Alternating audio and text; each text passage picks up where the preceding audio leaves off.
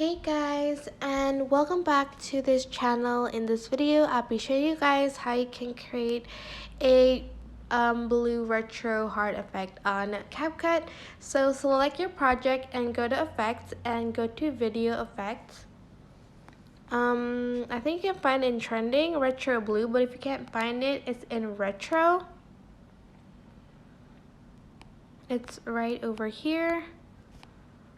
Press the check mark button, and I'm just going to make it so it'll last for the full video. Go back and you are going to go to overlay, and you are going to go to stock videos. So go to stock videos, then select this one and press add and resize it. Then you're going to go to splice and choose a lighten and adjust it here. You can choose from overlay 2 or hard, maybe soft, and that's it. Make sure you trim the end off.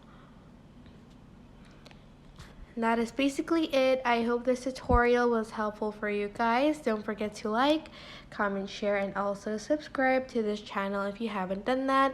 If you have any questions, just leave it in the comment section down below and I will try my best to answer them all. Thank you so much for watching. Bye!